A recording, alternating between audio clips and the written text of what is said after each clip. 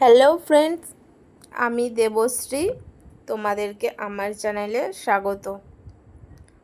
আজ আমি তোমাদের যে ডিজাইনটা করে দেখাবো, তো তোমরা কিন্তু এখানে আমার পেন্সিল ড্রয়িংটা দেখে বুঝতেই পারছো। আজ আমি একটা পিককের ওপরে এইভাবে ডিজাইন করে তোমাদেরকে দেখাবো। তো দেখো, আমি সবার প্রথমে এইভাবে ব্ল্যাক কালার দিয়ে কিন্তু আউটলাইনটা ড্র করে নিচ্ছে।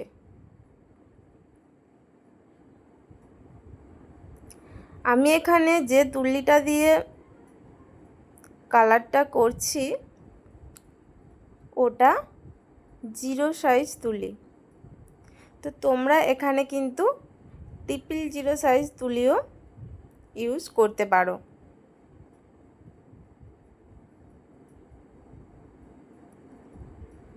তো এরপর দেখো, আমি এখানে ফ্ল্যাট ব্রাশ ব্যবহার করেছি।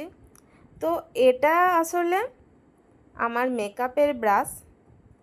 তো মেকআপের সাথে দেখবে তোমরা অনেক রকমের যে ব্রাশ থাকে, সব ব্রাশ কিন্তু আমাদের কাজে আসে না।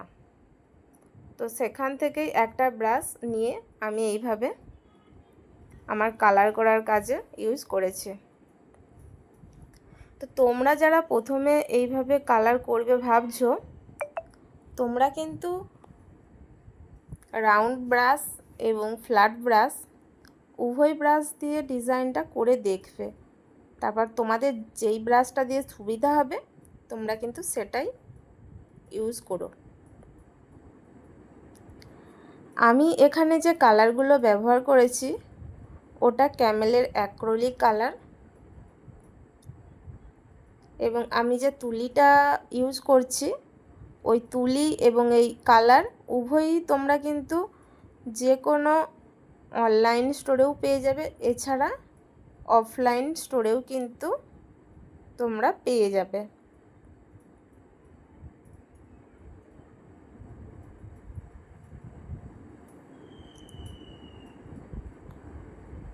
তো দেখো, আমি এইভাবে 0 সাইজ তুলি দিয়ে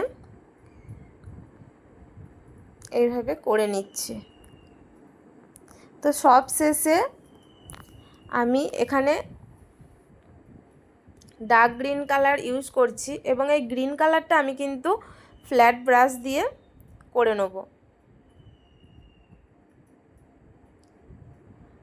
তো তোমরা 0 সাইজ তুলিটা যেগুলো খুব কলকা ডিজাইনগুলো খুব শৌখিনের ওপরে হয়, তোমরা কিন্তু তখনই ব্যবহার করবে, এবং অন্য সময় তোমরা ফ্ল্যাট ব্রাশ ব্যবহার করতে পারো। সবশেষে এইভাবে অরেঞ্জ কালার দিয়ে স্প্রেড করে দেবো। তো এখন জামাতে এই ফেব্রিকের কালারগুলো কিন্তু খুবই চলে।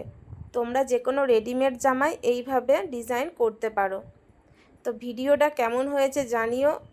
ভালো লাগলে লাইক শেয়ার করো,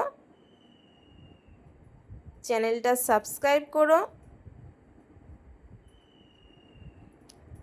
থ্যাংক ইউ।